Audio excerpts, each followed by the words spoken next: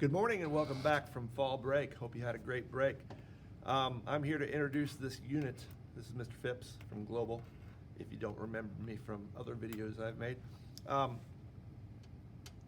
The four of us U.S. history teachers in 8th grade here at DMS have gotten together and planned out this week where we're going to do this unit on elections. And it's a state law that we do it on election years of presidential elections, which we are just about to have, a new presidential election, that we do teach you a special unit on the election process. And you're going to find out, if you don't know already, that the way we elect a president is totally different from the way we elect any other elected official. So before we get into all that and the details of how we elect a president, we think it's important to give you a brief lesson today here on who's who and why do we have two major political parties and two very different ways of looking at what we think America should be. So we're going to look at the differences between Democrats and Republicans, and by the way, we're going to do this in a very neutral, hopefully unbiased way, as well as we can do it. We all have our own political opinions, but that shouldn't play a factor in what you think. So we're going to try to give you a fair and balanced look at both sides here, and then you're going to start to examine what it is that you believe and which side maybe that you right now lean closer with, which can change, by the way. My political beliefs have changed over time, a couple of times. So here we go. Let's talk about this. Democrats, Republicans. To understand Democrats and Republicans, you also need to understand a couple of other terms. A lot of times with Democrats, you'll hear the word liberal or progressive. Liberal or progressive Democrats. You'll also hear the term left wing. When we talk about left and right wing, we're talking about the political spectrum.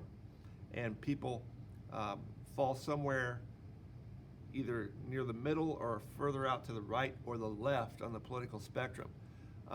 So in general, Democratic Party is more left of center, liberal and progressive, and the Republican Party is more right of center and more conservative. Conservative is the word used to describe, often used to describe Republicans and their views. So what are the differences? What do they believe? Why do they disagree? First of all, in general, most conservative Republicans would tell you that we don't need the government interfering in our lives as much as it does. They believe in individual responsibility, and that means everybody's responsible for their own actions. If you want to make it in this country, you can do it. Just work hard and stay to it and be determined, and don't let anything stand in your way, and you can make it. They think government screws things up and gets in the way and holds people back and all of that. Liberal Democrats would think that we need the government to help keep people honest and to see that everybody is treated fairly and with an equal chance. And they don't believe that the playing field is equal. They don't believe that just hard work will get you ahead if you have roadblocks in your way, such as the color of your skin, or being a woman, or being your sexual orientation and identity. Those kinds of things can hold people back, and the government is there to make sure that doesn't happen. So that's a big difference. Conservative Republicans would say those things have been taken care of already, and that we don't have those problems as much. Liberal Democrats would say, no, we still have those problems big time, and we need to have more government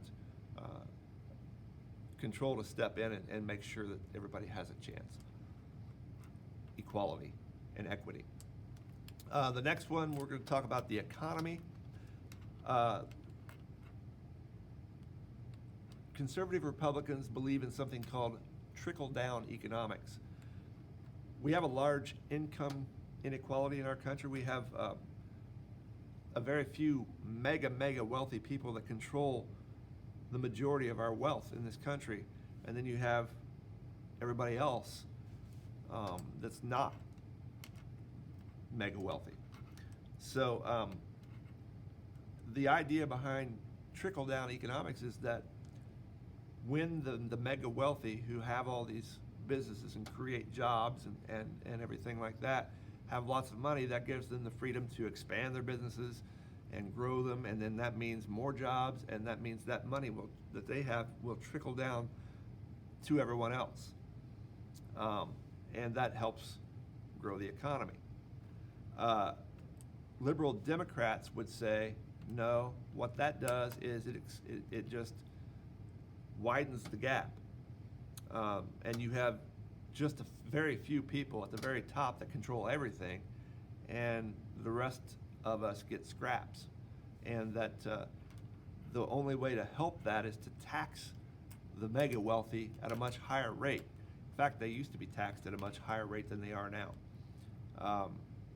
So they think that the mega wealthy, the natural human instinct is greed, and that that money will get accumulated at the top and stay there, and will never come down to the rest of us. So they want higher taxes on the mega wealthy. We're talking about people who make like millions and millions of dollars a year. Those people are billionaires. On other hot button issues, some hot button issues are issues that are very divisive, that people argue very strongly about, and some people will vote based on one or two of these issues every time. That's the most important thing to them. One of those, probably the most one that people vote, especially there are single issue voters, and they tend to be the most conservative Christian voters, and that issue is abortion. Many people on the far right, on the Christian side of that especially, believe that God intended for every pregnancy to happen, and that even if a pregnancy is aborted early, when the fetus is very, very small, that's still a human baby that is basically, that they would use the term murdered. And they think that it's evil and sinful and just wrong. And they won't they won't vote for anybody who supports a woman's right to have an abortion. There's a lot of people out there like that.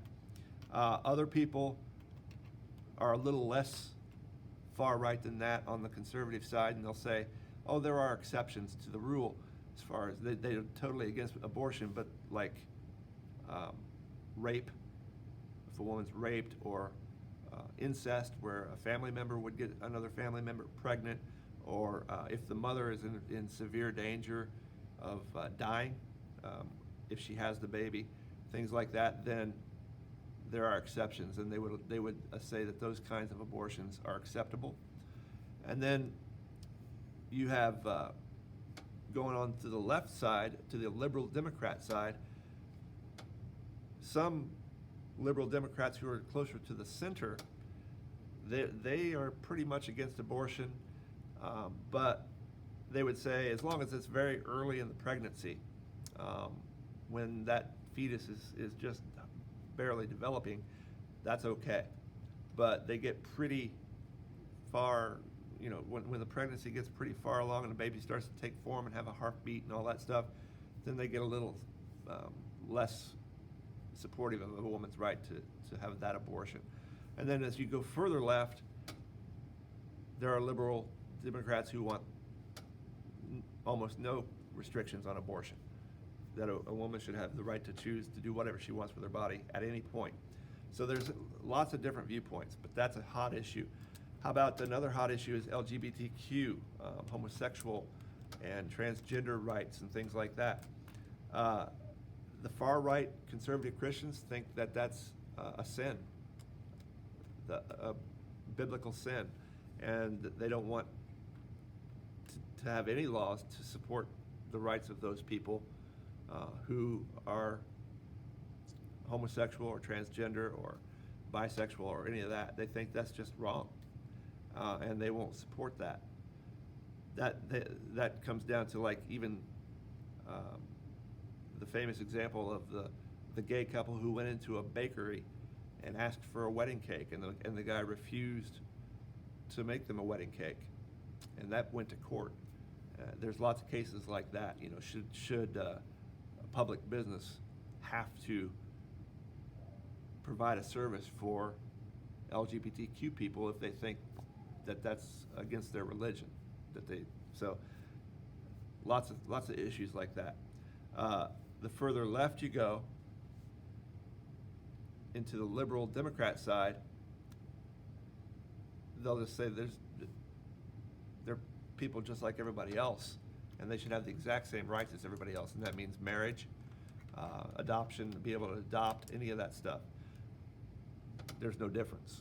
So, large range of viewpoints that way. Another issue is immigration. Right-wing conservative Republicans think we need tighter control over immigration. The further right you go, the more you'll hear people about, build the wall and all of that. And then there's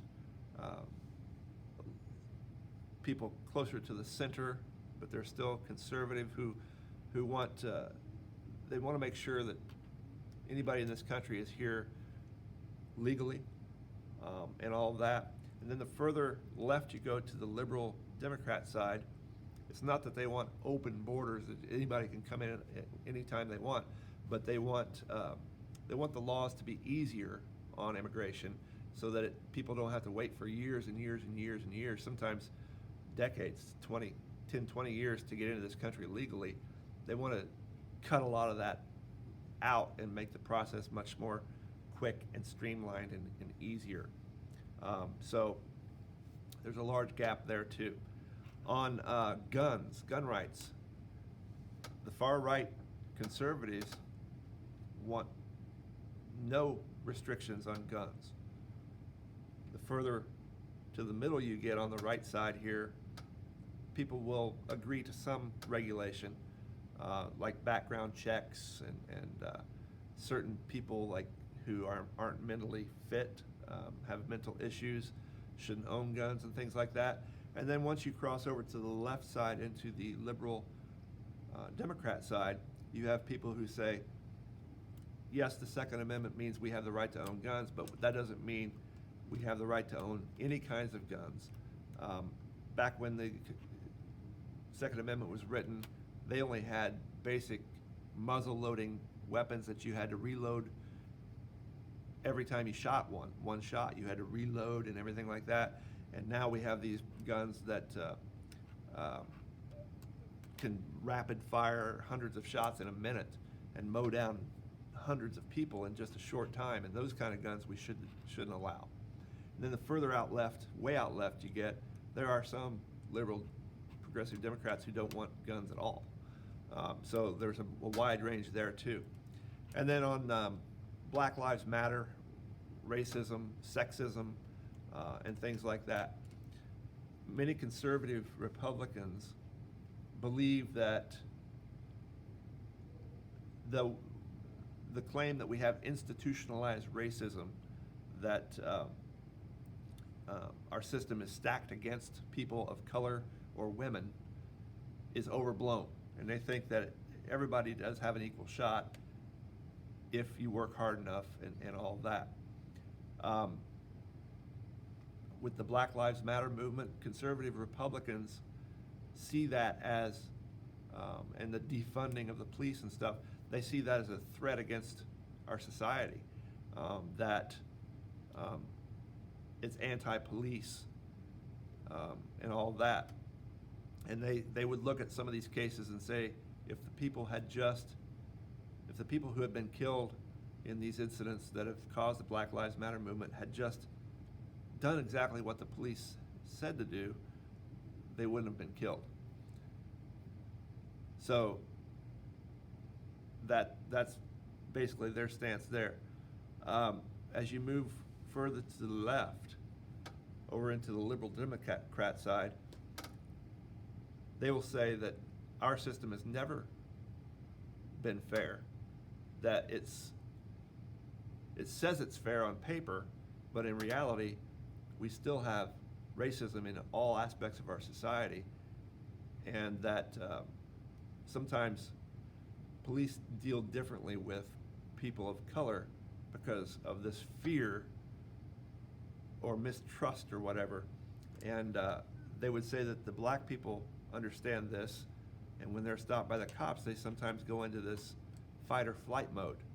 They have been traumatized by this fear of the police, so that they can't really control their actions like they normally would when they're being told to do these things. And that the police need to understand that, and that there needs to be more training for the police so that they don't end up shooting people who might not really be the threat they think they are. So it's a large split there too. But these are the kinds of things we're talking about. So let's look at the activity you're going to do here. I'm going to turn the camera so you can see my screen.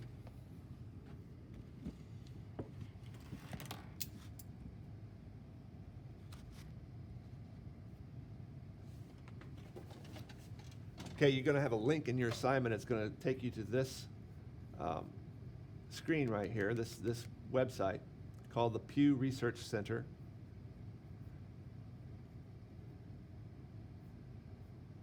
Let me go back to the beginning here. So you're going to see this screen pop up, and you're going to say, take the political typology quiz. And it's going to look like, you skip to this next one. This is just an intro page, and it's going to start asking you 17 questions. And they're really just all the same questions. The question is, which of the following statements come closest to your view? It'll give you two options, and you have to select the one that's closest to what you think. I'm going to skim through this real quickly, and I'm just going to select at random. I don't want you to think that these are my views, because they're not. I mean, some of them might be, but I'm just going to go like every other one and just randomly select answers. And it'll get you to the end. It'll give you when you answer them for real, with what you really think, it'll give you an idea of where you are. Are you more liberal or conservative at this point in your life? So here we go. Here's the first one. Which of the following statements comes closest to your view? It says the government should do more to help the needy Americans, even if it means going deeper into debt. Second one says government can't afford to do much more to help the needy. So I'm just going to select one, and then I'm going to kind of alternate back and forth just to give you an idea of what to do here without giving you an idea of what I'm thinking about these. So there's one. I'm going to go on to the next one. It says government is almost always wasteful and inefficient. And then it says government often does a better job than people give it credit for. So which one do I think? I selected one the first time, so I'm going to select two here, even though it may or may not be what I really think. Next one says the best way to ensure peace is through military strength, or good diplomacy is the best way to ensure peace. Diplomacy means building a relationship with your other countries that you deal with and finding a way to get along, compromising, negotiating, and things like that. So I went 1, 2, now I'm back to 1. I'll just select that. Next one says, racial discrimination is the main reason why many black people can't get ahead these days. Or, black people who can't get ahead in this country are mostly responsible for their own condition. So I selected 2 last time. I'm going to select 1 here. The government regulation of businesses is necessary to protect the public interest, or government regulation of businesses usually does more harm than good. So I selected 1 last time. I'm going to select 2. The next one says, homosexuality should be accepted by society, or homosexuality should be discouraged by society. So I went 2 last time and go 1. The next one says, business corporations make too much profit, or most corporations make fair and reasonable amount of profit. Last time I selected 1, I'm going to select 2.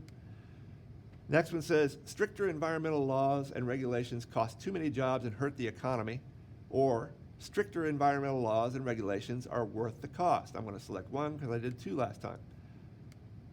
Next one says, immigrants today strengthen our economy because of their hard work and talents. Or immigrants today are a burden on our country. That means it's negative on our country because they take our jobs, housing, and health care. So I selected one last time. I'm going to go with two this time. This one says, poor people today have it easy because they can't get government benefits. They can get government benefits without doing anything in return. Or poor people have hard lives because their government benefits don't go far enough to help them live decently. So I did two last time. I'm going to do one. Remember, again, you're not doing random. You're doing exactly what you think. I'm doing random so you don't know what I think. Next one. The economic system in this country unfairly favors powerful interests. Or the economic system in this country is generally fair to most Americans. I think I did two last time, so I'll do one there. Our country has made the changes needed to give black people equal rights with white people, or our country needs to continue making changes to give black people equal rights with white people. I did one last time, so there's two. It's best for the future of our country to be active in world affairs. In other words, getting involved in other countries' stuff.